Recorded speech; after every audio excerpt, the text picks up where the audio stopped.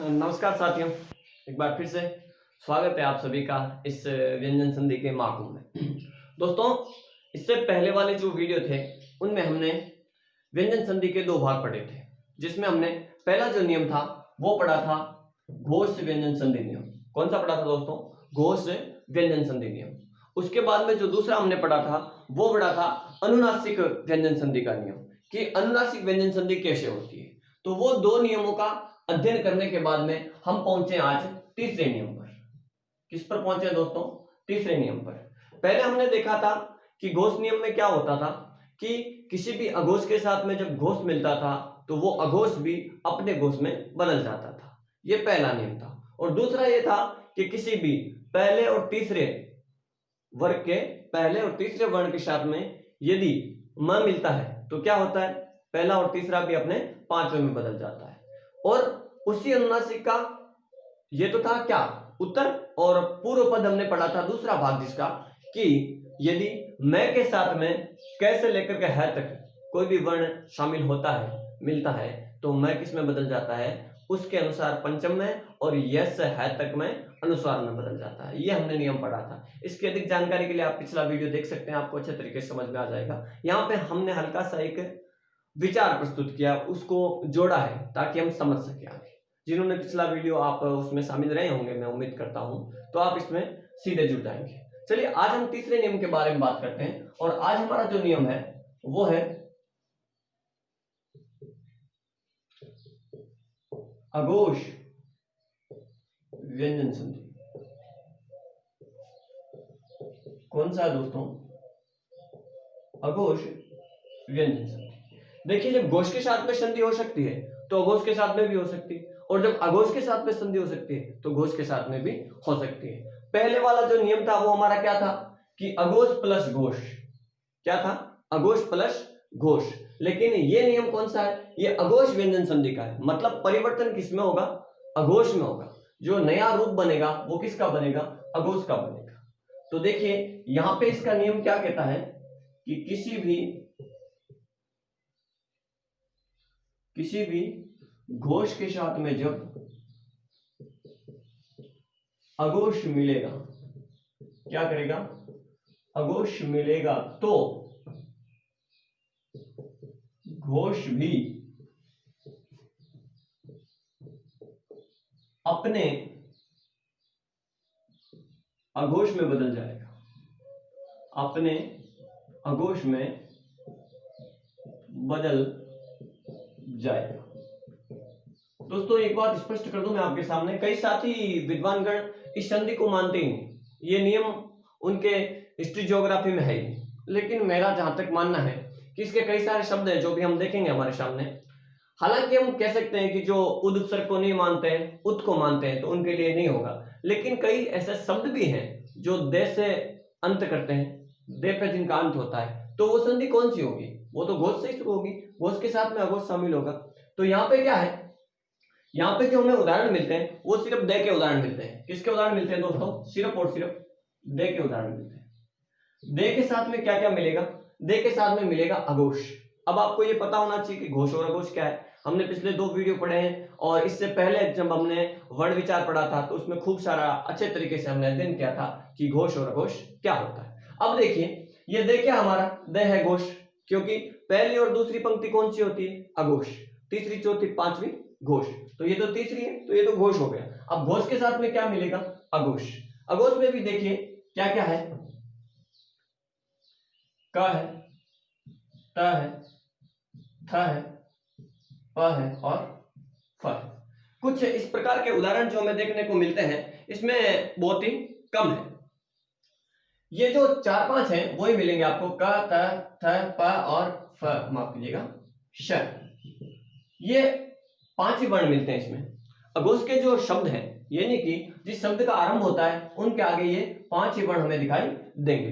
तो इसके बाद में देखिए हम इसका ये देखेंगे कि दे के साथ में जब ये पांचों वर्ण मिलते हैं, यानी कि किसी घोष वर्ण के साथ में जब अघोष कोई मिलता है तो ये घोष क्या करेगा? ये घोष भी अपने अघोष में बन जाएगा। किस में बन जाएगा दोस्तों? अपने अघोष में। तो घोष कौन है यहाँ पे? द है। अघोष कौन से? अघोष ये पांचों है। तो इस अघोष को देख करके ये घोष भी क्या करेगा, अपने अघोष में बदलेगा। अब ये बताइए मुझे आप कि दे का अघोष रूप क्या है, तय। क्या है दोस्तों, क्या है, तय। अब देखिएगा जब भी दे के साथ में ये पांचों मिलेंगे तो ये दे किस में बदल जाएगा, ये दे बदल जाएगा तय में। किस में बदल जाएगा, तय में। जैसे कि देखिए मैंने एक शब्द लिया यहां पे, देखिए आप विपद प्लस टी। समझिएगा बात को, उदाहरण को पहले नियम को अच्छे तरीके से हम समझते हैं, उसके बाद में और सारे उदाहरण देखेंगे। देखिए ये रहा हमारा द क्या हमारा घोष है। अब घोष के सामने क्या आना चाहिए, अघोष आना चाहिए। ये देखिए तय, ये क्या है, तय अघोष है, तो घोष के साथ में अघोष मिल गया है, यानी कि नियम हमारा काम कर रहा है। अब परिवर्तन कीजिए, अब अघोष व्यंजन संधि बनाइए। तो कैसे बनाएंगे, इस दे को किस में बदलेंगे, तय में बदलेंगे। तो देखिए ये विप, ये बन गया हमारा तय, और इस तय को हम वापस लिख सकते हैं। तो ये बन गया हमारा विपत्ति। क्या बन गया दोस्तों, विपत्ति। अब देखिए इसमें जो मूल शब्द है वो विपद है। क्या है दोस्तों, विपद है। अब देखिए इसको दूसरे तरीके से भी लिखते हैं, विपत्ति ऐसे भी लिखते हैं, और कई बार आपको देखने में ऐसा भी मिल जाएगा। ये तय जो है, जब द्वितीय वर्ण लिखा जाता है तय को, तो इस तरीके से लिखा जाता है। तो मैं समझता हूं कि आपको इसमें कोई समस्या नहीं होनी चाहिए। इसको आप थोड़ा गौर से देखिएगा कि किस प्रकार से ये होता है। इसको अगर हम देखते हैं तो हमें ये पता चलता है कि ये जो नियम है हमारा बराबर तरीके से यहाँ पे काम कर रहा है। जैसे कि देखिए एक शब्द और लेता हूं, नाम तो सुना ही होगा आपने, मैंने लिया उत्कर्ष। क्या लिया दोस्तों, उत्कर्ष। ये तो था हमारा क्या, विच्छेद दिया हुआ था, हमें संधि करनी थी। ये आसान काम होता है, विच्छेद दिया हुआ होता है, संधि करनी होती है तो आसान होता है। अब हमें क्या दिया हुआ है, संधि रूप दिया हुआ, हमें क्या करना है, विच्छेद करना है। तो कहां से करेंगे विच्छेद, देखिए ये रास्ता है। अब जो उत उपसर्ग मानते हैं वो क्या करेंगे, वो इसमें संयोग बता देंगे, वो कर देंगे इसका उत प्लस कर्ष, और वो क्या कहेंगे, इसमें कोई संधि नहीं है, संयोग है। लेकिन ये हमारी बात शुरू से स्पष्ट है कि हमने यहाँ पे उपसर्ग क्या माना है, उत को नहीं माना, हमने किसको माना है, उद को माना है। तो देखिए उत प्लस कर्ष, ये रहा कर, ये देखिए रहा कर, अघोष से कर, और यहाँ पे दे हमारा क्या है, घोष है, तो उद प्लस कर्ष। कर्ष से नहीं खींचना, ऊपर उठना, तो उत्कर्ष का मतलब होता है ऊपर की ओर उठना। तो देखिए उद प्लस कर्ष, विच्छेद क्या बनेगा हमारा, उद प्लस कर्ष। ध्यान क्या रखना है दोस्तों कि जब भी किसी घोष के साथ में कोई भी अघोष मिलेगा तो ये घोष भी क्या करेगा, अपने अघोष रूप में बदल जाएगा। ये नियम है हमारा तीसरा। इसका बिल्कुल विपरीत नियम अगर आपको देखना है तो नियम है पहला। पहला नियम क्या कहता है हमारा, पहला नियम ये कहता है कि अघोष के साथ में, किसके साथ में दोस्तों, अघोष के साथ में जब कोई घोष मिल जाएगा तो क्या हो जाएगा, ये अघोष अपने घोष रूप में बदल जाएगा। किस में बदल जाएगा दोस्तों, घोष रूप में बदल जाएगा। आगे देखिए कुछ इसी प्रकार के उदाहरण और लेते हैं हम। एक बार आप इसका स्क्रीनशॉट ले सकते हैं, उसके बाद हम आगे बात करेंगे।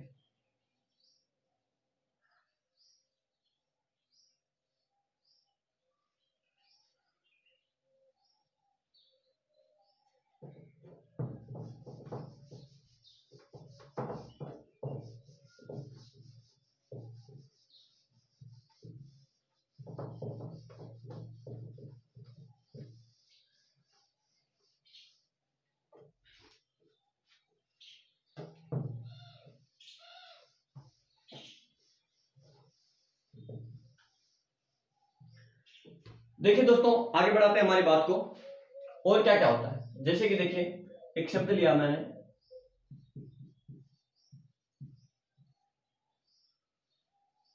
आपद प्लस का। अब देखिए संधि में मेरी मूल जो बात है वो ये है कि आप भले उद उपसर्ग को मत मानिए, आपने उत को मान लिया तो वहां तो आपने संधि नहीं की, संयोग कर लिया। लेकिन ये जो मूल शब्द है हमारे, जो संस्कृत कोश से आए हुए हैं, उनका क्या करोगे आप। शब्द तो आपद है ना, आपत नहीं है, शब्द क्या हमारा आपद है। उसी प्रकार से देखिए एक और शब्द लिखता हूं मैं, शब्द क्या हमारा, शब्द है उपनिषद। अब उपनिषद है तो इसका जो दे है उसको आप कहां ले जाओगे, ये दे कहां जाएगा, ये दे तो यही रहना है ना। अब इस दे को भी तो हमें देखना पड़ेगा। जैसे कि एक शब्द और लेता हूं मैं, देखिए मैंने लिख दिया उतक्षिप्त। क्या लिख दिया दोस्तों? उतक्षिप्त। अब इसका क्या करना है हमें? इसका हमें करना है विच्छेद, और इन दोनों की क्या करनी है हमें? संधि करनी है। देखिए आपद और काल, ये रहा देखिए आपका क क्या अघोष है, द क्या हमारा घोष है, तो इसकी संधि क्या बनेगी? आ प त बन जाएगा और ये हो जाएगा का, तो आपतकाल इसकी संधि बनेगी। हाँ, हालांकि आप समझ सकता हूं मैं आपकी भावनाओं को। आपातकाल भी शब्द में देखने को मिलता है, तो वो आपत से आपात संयुक्त रूप से काम आता है, ऐसे स्वतंत्र रूप से काम आता है, संधि में काम नहीं आता, ध्यान रखना। मूल रूप से शब्द आपत है, ठीक है। अब देखिए उपनिषद, उपनिषद में देखिए आप द हलंत अंत में, तो इसका क्या करेंगे हम? उप नि श, और इस क के कारण ये देव क्या करेगा? अपने ते में बदल जाएगा और उपनिषद का। अब देखिए उतक्षिप्त है, उतक्षिप्त का क्या करेंगे? इसका हमें क्या करना है दोस्तों? इसका हमें करना है विच्छेद करना है। क्या करना है? विच्छेद करना है। तो देखिए क्या होगा? तैसे करना है। तो अब जो उत मानते हैं वो तो इसका विच्छेद करते नहीं, वो तो संयोग मानते हैं, संधि मानते नहीं है, लेकिन हम क्या करेंगे इसमें? उद प्लस क्षिप्त। क्या करेंगे दोस्तों? क्षिप्त। एक विडंबना ये भी है, विडंबना कहूं या फिर एक मेरी चिंता कहूं मैं, कि कई लोग मैं देखता हूं इसको छह पढ़ते हैं, पता नहीं क्यों पढ़ते हैं छह। इसमें छह का कोई लेना देना नहीं है, ये क और श से मिला है, क और श से मिला हुआ है, तो मैं समझता हूं कि इसमें छह की कहीं गुंजाइश ही नहीं। अब कई लोग इसको पढ़ लेते हैं उतक्षिप्त, ये छह कहां से आ गया? तो मैं नहीं समझ सकता। जैसे कि वो उद प्लस श्वास पढ़ते हैं तो उस प्रकार से इसको पढ़ लेते हैं। तो देखिए हम आगे बात करते हैं, कुछ और उदाहरण लेते हैं, इनको आप एक बार लीजिए अपने स्क्रीनशॉट में।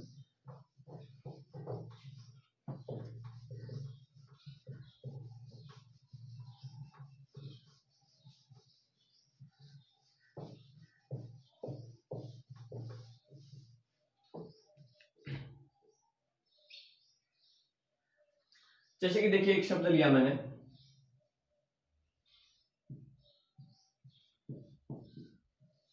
उत्तीर्ण। क्या लिया दोस्तों? शब्द लिया मैंने उत्तीर्ण।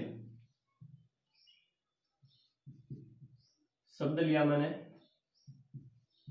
संपत्ति। क्या लिया दोस्तों? शब्द लिया मैंने संपत्ति। अब आप इसको भी देखिएगा, इसको देखना, इसको देखना। एक शब्द और लेता हूं मैं, उत्थान, उत्थापन। देखिएगा क्या करना है? संधि रूप दिया हुआ, विच्छेद करना है। उत्तीर्ण का क्या करेंगे? इस तय को किस में बदलेंगे? देव में बदल देंगे, तो हमारा हो जाएगा उद प्लस तीर्ण। क्या हो जाएगा दोस्तों? उद प्लस तीर्ण, और तीर्ण का मतलब होता है तैरना। क्या होता है? तैरना। तो जो पार कर जाता है अच्छे तरीके से वो होता है उत्तीर्ण। चलिए आगे देखिए, संपत्ति। तो आप उद को तो नहीं मानते हो, इसको तो मानना पड़ेगा। शब्द क्या है? शब्द है संपद। क्या दोस्तों? संपद, और इसमें क्या जुड़ गया? ती। हालांकि रिपीट हो रहा है मेरे ख्याल से उदाहरण। देखिए आगे उत्थान। अब देखिए यहाँ पे दो नियम काम कर रहे हैं संधि के, मैं आपको बता दूं। पहला नियम तो ये काम कर रहा है अघोष संधि का, और दूसरा इसमें लोप का भी काम करेगा नियम। मैं आपको लोप का जो नियम है हम आगे पढ़ेंगे जब हमारी लोप संधि आएगी उसमें। हालांकि अभी इसके अनुसार बात कर लेंगे। यहाँ पे देखिए उत्थान है, तो तय का तो हम क्या कर देंगे? उद बना देंगे, लेकिन यहाँ पे थान नहीं लिखा जाएगा। क्या नहीं लिखा जाएगा दोस्तों? ये थान नहीं होता, ये स्थान होता है। क्या होता है? स्थान। इसी का स्थान से हमारा तद्भव बन गया थान, तो से का लोप हो गया। उसी प्रकार से देखिए इसका भी क्या होगा? उद प्लस स्थापन। क्या होगा दोस्तों? उद प्लस स्थापन। तो ये जो शब्द है वो दोनों में ही काम आते हैं, इस संधि में भी काम आते हैं, और ये किस में काम आते हैं? हमारे जो लोप संधि है उसमें भी काम आते हैं। देखिए इन पर लोप संधि का जो नियम है वो कैसे काम करता है उस पर हम आगे बात करेंगे। इसका एक बार आप देखिए, कुछ और शब्द लेते हैं, जैसे कि हम, जैसे कि मैंने लिया तत्पर। क्या लिया दोस्तों? तत्पर।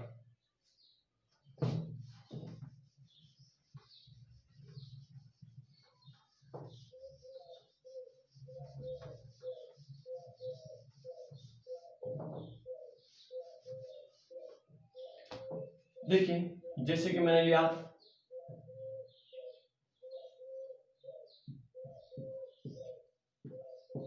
मृत पात्र, जैसे कि मैंने ले लिया मृत परीक्षण,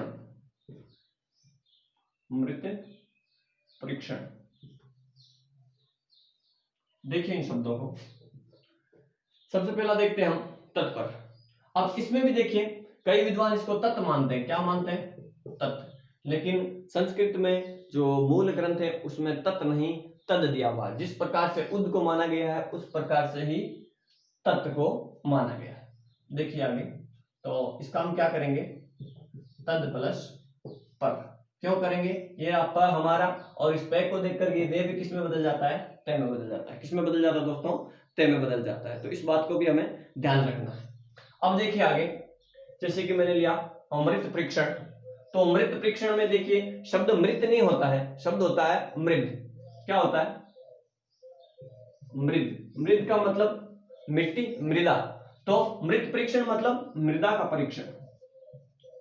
क्या होगा दोस्तों? मृद परीक्षण। अगला देखिए मृत पात्र, तो इसका भी हम क्या करेंगे? मृद प्लस पात्र। क्या करेंगे? मृत प्लस पात्र। एक बात आपको विशेष रूप से ध्यान रखनी है कि जब तक हमारा शब्दकोश मजबूत नहीं होगा तब तक हम संधि को अच्छे तरीके से नहीं पढ़ पाएंगे। तो दोस्तों मेरा ये आपसे निवेदन रहेगा कि हमें सबसे पहले शब्दकोश मजबूत करना चाहिए।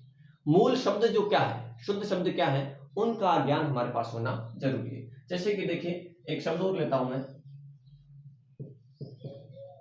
उत्सर्ग। एक विच्छेद ले लेते हैं यहां पे, शब्द है संसद प्लस सत्र। क्या है दोस्तों? तो पहले इसको देखते हैं उत्सर्ग को। तो उत्सर्ग में क्या होगा हमारा? वही उद प्लस सर्ग। ठीक है दोस्तों।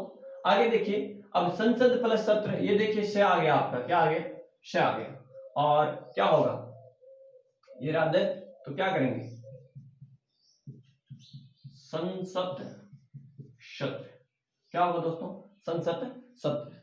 तो ये था हमारा अघोष व्यंजन संधि का नियम। किस प्रकार से हुआ कि जब भी घोष के साथ में कोई भी अघोष मिलेगा तो ये घोष क्या करेगा?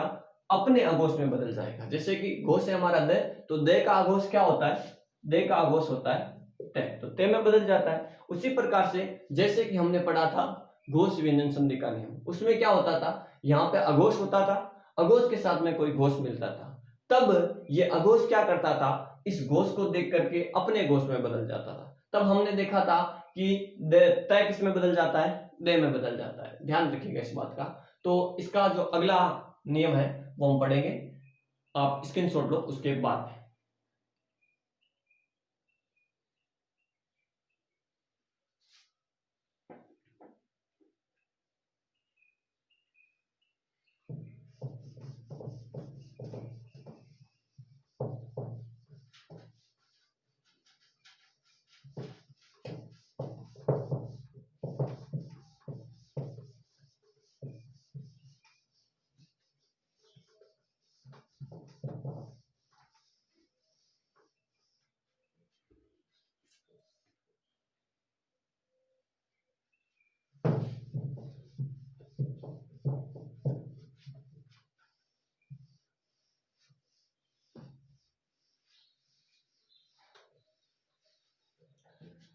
चलिए दोस्तों चौथा नियम पढ़ते हैं। नियम नंबर 4 रहेगा हमारा। क्या रहेगा? त या द संबंधी नियम। त या द संबंधी नियम।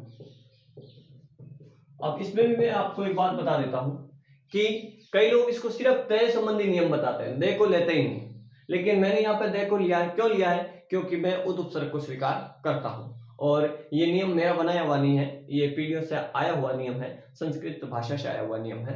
तो वहां से ही हमने स्वीकार किया है, क्योंकि उद उपसर्ग जो है वो मेरा नहीं है, वो हमारे पाणिनि का है। चलिए तो तय या द संबंधी नियम देखते हैं। क्या होता है दोस्तों? इधर क्या रहेगा हमारा? इधर रहेगा त या द, क्या रहेगा, त या दे रहेगा। और त या दे के साथ में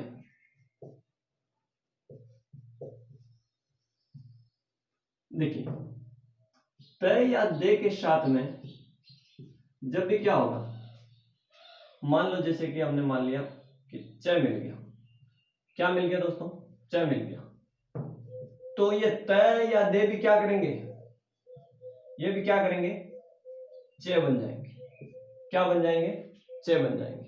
नियम क्या ध्यान में रखना है कि इधर त या दे आए और सामने जब च आए तो इस च को देख करके ये त या दे भी क्या बन जाते हैं, च बन जाते हैं। क्या बन जाते हैं, च बन जाते हैं।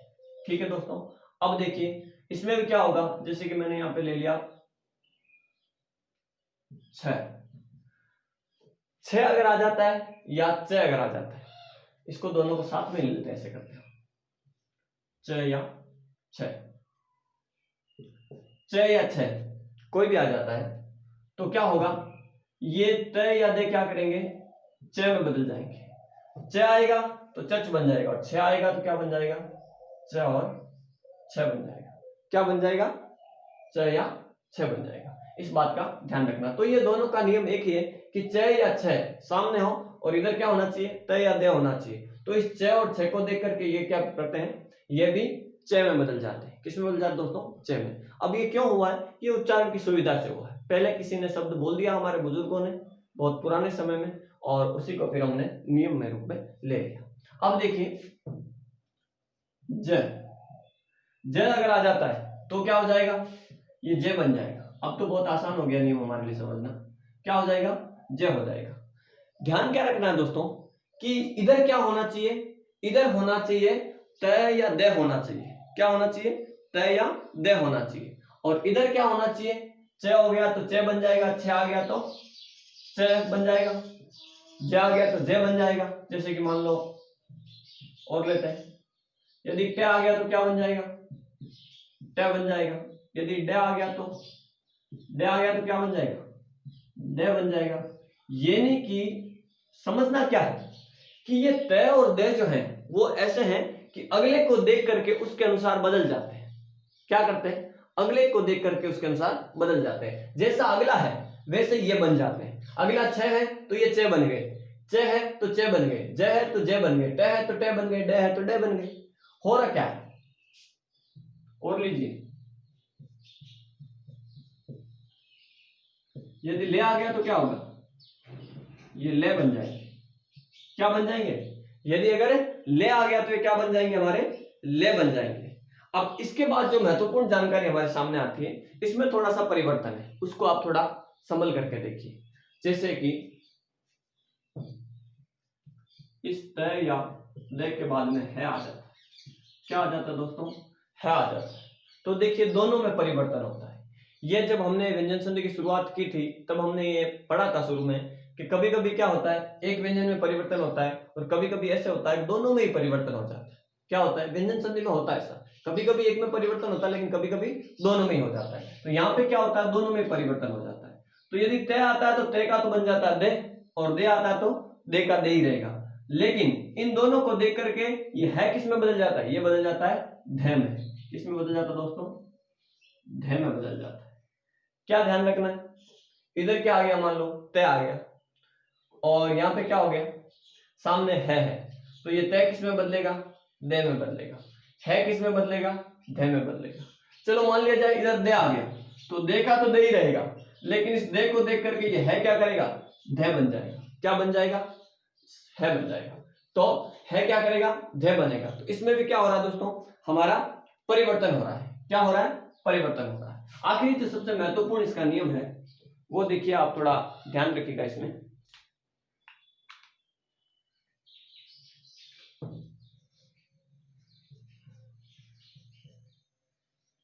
महत्वपूर्ण उदाहरण है, आप समझिएगा इस बात को। यदि स मिल जाता है साथ में, क्या मिल जाता है, स मिल जाता है साथ में, तो क्या होगा, श कौन सा, देखिए स हमारा तालव्य। तो इस से के मिलने से क्या होगा, ये तय और दे तो किस में बदलेंगे,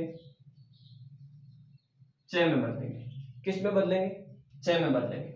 और ये स किस में बदल जाएगा, ये बदल जाएगा 6। किस में बदल जाएगा दोस्तों? 6 में बदल जाएगा।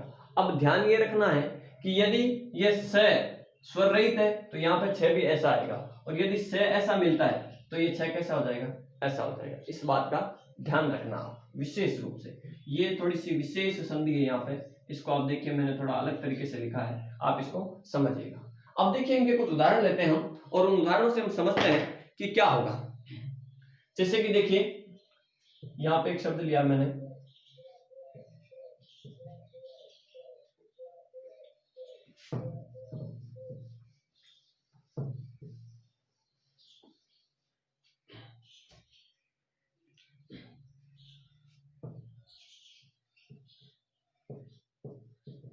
शरत प्लस चंद्र। क्या लिया दोस्तों? शरत प्लस चंद्र। क्या बनेगा? ये रहा तय। तय मिल गया। तय के साथ में क्या मिल रहा है? चय मिल रहा है, तो ये तय भी क्या बन जाएगा? चय बन जाएगा। नियम को ध्यान रखना। देखिए ये रहा चय और ये रहा तय, तो इस चय को देख करके ये तय भी क्या करेगा? चय में बदल जाएगा। तो क्या बनाएंगे इसका?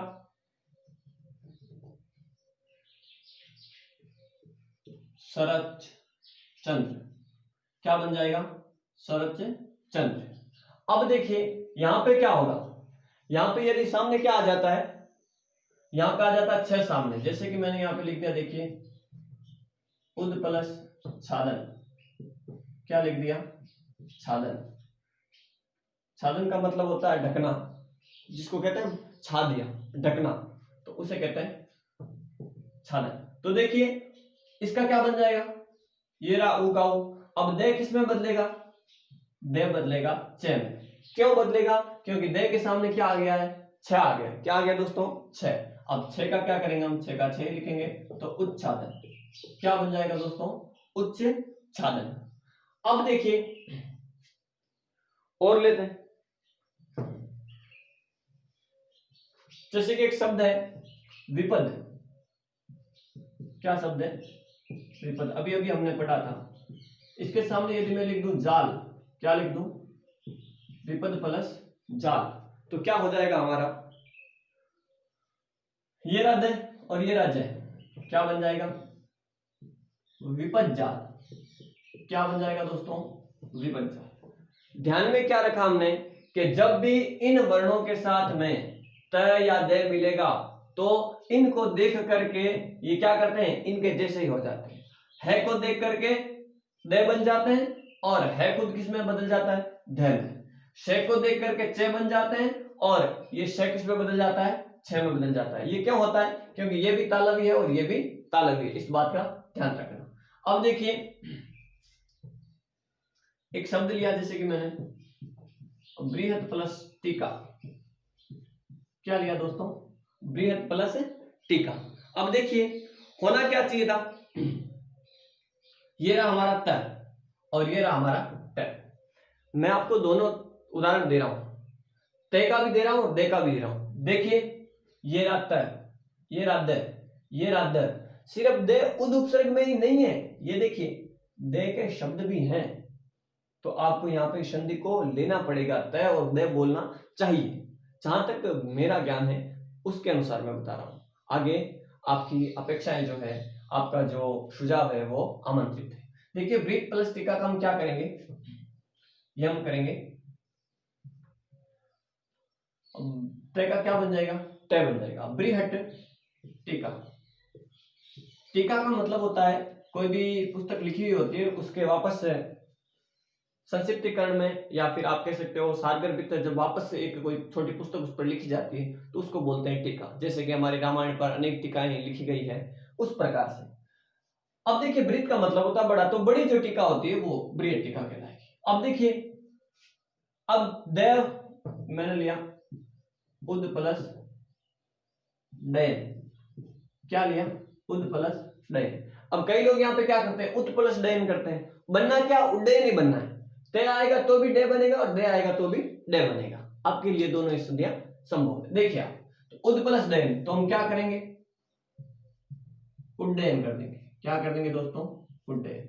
ध्यान रखने की जो विशेष रूप से बात यह है कि हलंत कहां पे है?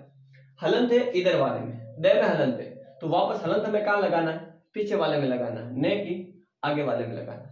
ये थोड़ा सा हमें ध्यान रखना है, क्योंकि अक्सर ऐसी छोटी छोटी गलतियां हमारे 2 नंबर ले जाती है, और 2 नंबर के साथ में क्या होता है, सिर्फ 2 नंबर ही नहीं ले जाती है, और भी कुछ ले जाती है। एक शब्द और देखते हैं, जैसे कि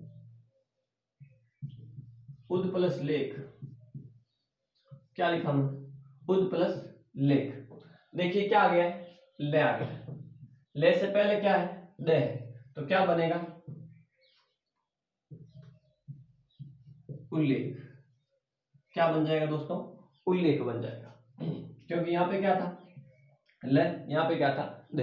अब देखिए आगे यहाँ पे क्या होता है, जैसे कि मैंने लिखा पद प्लस हति, क्या लिख दिया, पद प्लस हति। अब देखिए ये रहा दे और ये रहा हमारा ह, तो क्या करेंगे, दे का तो क्या रहेगा दोस्तों, दे ही रहेगा। मैंने आपको क्या बताया, यदि दे आता है तो दे ही रहेगा, ते आता है तो ते दे में बदल जाता है। तो पद है किस में बदलेगा, ये देखिए धे में बदलेगा, तो क्या बनेगा, पद्धति। क्या बनेगा, पद्धति। अब देखिए इसका विशेष रूप से जो उदाहरण है हमारे सामने वो समझना है। मैंने लिया उद प्लस श्वास, क्या ले लिया, उद प्लस श्वास। अब देखना क्या है, ये रहा दे, सामने क्या है, श, ये रहा श। तो अब बनेगा क्या, यहां पे ये ध्यान रखना है कि ये देखिए श क्या है, यहाँ पे श हलंत वाला है, स्वर रहित है, तो जब छ को भी लिखेंगे तो कैसा लिखना पड़ेगा, हमें हलंत वाला लिखना पड़ेगा। तो ये देखिए उ, दे का क्या बना देंगे, च, उत, स का क्या बनाएंगे, छ, उच्छ्वास। क्या करेंगे दोस्तों, उच्छ्वास। संधि से ज्यादा ये जो शब्द है वो किस में पूछा जाता है, शब्द शुद्धि में पूछा जाता है। किस में पूछा जाता है दोस्तों, शब्द शुद्धि में। क्या पूछा जाता है, उच्छ्वास ये सही है या फिर ये सही है। तो हमें ध्यान रखना है कि उच्छ्वास हलंत वाला सही है, क्योंकि उद प्लस श्वास से बना है, तो बना है उच्छ्वास। तो ये कुछ हमारे नियम थे, और तैलेख संबंधी ये नियम था, और उसके कुछ उदाहरण थे जिसका आप अच्छे तरीके से अध्ययन कर चुके हैं। मैं समझता हूं कि आपको अच्छे तरीके से समझ में आएगा। एक बार आपका स्क्रीनशॉट हो जाए, उसके बाद में कुछ और उदाहरण लेते हैं, इस नियम को थोड़ा और गहराई से समझते हैं। देखिएगा,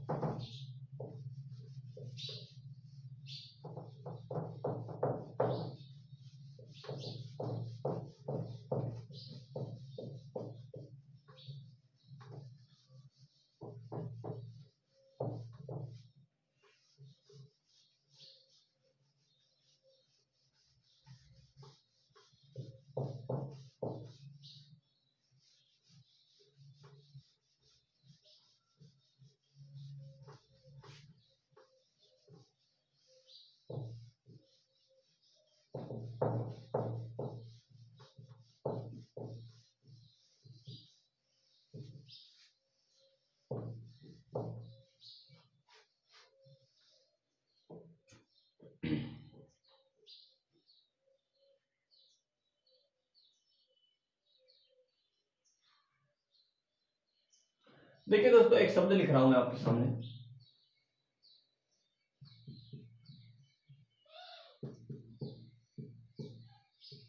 आच्छादन। क्या लिखा है, आच्छादन। एक शब्द लिख रहा हूं, उच्छादन। अभी अभी हमने नियम पढ़ा था कि जब तय या दे के साथ में क्या आ जाता है, छ आ जाता है, तो क्या बन जाता है, तय या दे छ में बदल जाता है। तो इसका तो हम क्या करेंगे, उच्छादन का तो हम कर देंगे उद प्लस छादन। क्या कर देंगे, उद प्लस छादन। आच्छादन का क्या करेंगे बताइए दोस्तों, ये नियम अलग है, ध्यान रखना इस बात का। ऐसे नहीं कि छ और छ देखा आपने, आप कर दो आध। आध क्या होता है बताइए मेरे को, आध या आठ, आठ कुछ होता है क्या, कुछ नहीं होता है। ये आ प्लस छादन है, इसमें छ का आगम होता है, जो हम आगे पढ़ेंगे। ये संधि हमारी क्या है, थोड़ी सी अलग है, इस बात का आप ध्यान रखना। ये उदाहरण ऐसे ही दिमाग में आ गया तो मैंने आपको बीच में बता दिया। हालांकि इसकी संधि जो है, आगम संधि हमारी बाद में आएगी, वो उस समय लेंगे हम। जैसे कि देखिए, अब हम कुछ शब्द लेते हैं जिनका हम क्या करेंगे, विच्छेद करेंगे। जैसे कि मैंने शब्द लिया है कि उच्चारण।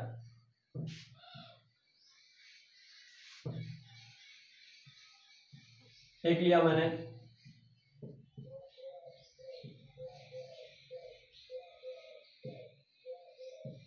भगवद चिंतन, क्या ले लिया मैंने, भगवत चिंतन। एक ले लिया मैंने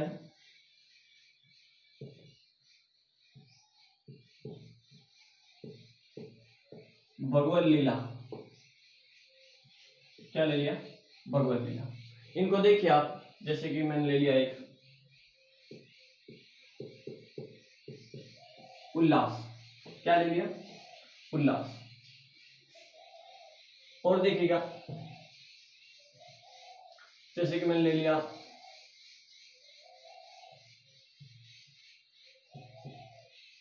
उद्धार। सबसे पहले देखते हैं, देखिए उल्लास क्या हुआ है, देखिए ले आया। इसमें एक जो हमें समझने की बात यह है कि ज्यादातर जो उदाहरण मिलेंगे इसके, वो किसके मिलेंगे, हमें द्वित्व के मिलेंगे। किसके मिलेंगे दोस्तों, द्वित्व के मिलेंगे। तो देखिए क्या करना, हमें इस ले को वापस किस में बदलना है, दे में। क्यों बदलना है, क्योंकि इस ले के कारण से क्या हुआ, लाश। तो उल्लास प्रसन्नता, लाश यानी प्रसन्नता, ठीक है। इसका क्या करेंगे, उद प्लस चारण। क्यों किया हमने, क्योंकि ये च है, और जब इसके सामने च है तो हमें पता है कि ये च किस में बदलेगा, या तो ते में बदलेगा या फिर दे में बदलेगा। तो हमने यहाँ पे दे में क्यों बदला है, क्योंकि हमारा उपसर्ग है उद। अगला देखिए भगवत प्लस चिंतन। तो क्या करेंगे,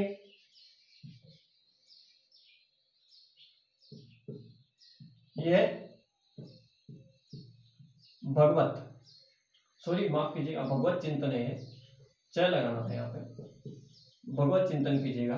तो भगवत प्लस चिंतन, क्या करेंगे दोस्तों, भगवत प्लस चिंतन। यहाँ पे च का द्वितीय रूप है, वापस सही कर लीजिएगा, लिखने में थोड़ी सी गलती हो गई। तो भगवत चिंतन, च को देख करके ये तय क्या करता है, इस च में बदल जाता है। तो शब्द क्या है, भगवत है। एक देखिए भगवत लीला, इसमें भी क्या हुआ है, देखिए ल और ये ल, तो ये ले किस में बदलेगा, या तो दे में या तय में। तो हम इसको किस में बदलेंगे, हम बदलेंगे इसको भगवत प्लस लीला। किस में बदलेंगे दोस्तों, भगवत प्लस लीला में। क्यों बदलेंगे, क्योंकि यहाँ पे क्या आ गया है, तय आ गया है, और तय के सामने जब ले आता है तो हमें पता है कि ये तय किस में बदलता है, इस ले को देख करके ले में बदल जाता है। किस में बदल जाता है दोस्तों, ले में बदल जाता है। देखिए आगे, जैसे कि हमारे सामने आया उद्धार। तो उद्धार का क्या करेंगे, हम देखा तो दे ही रखेंगे उद प्लस, और ये हमारा ध किस में बदल जाएगा, है में बदल जाएगा। किस में बदल जाएगा दोस्तों, है में। तो क्या बनेगा शब्द हमारे सामने, उद प्लस हार। अब इसका वापस संधि करना हो तो हमें, तो उद्धार। एक देखिए बड़ा अच्छा शब्द है,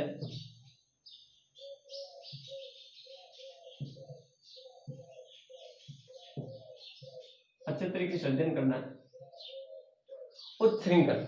शब्द क्या लिया मैंने, उच्छृंखल। क्या लिया है, उ च छ रि ख ल, और ऊपर अनुसार। ध्यान रखना इस बात का। तो इसका हमें क्या करना है दोस्तों, विच्छेद करना है। अच्छे तरीके से देखिए, ये रात च, ये रात छ। नियम क्या कहता है, सामने क्या होना चाहिए, च या छ होना चाहिए।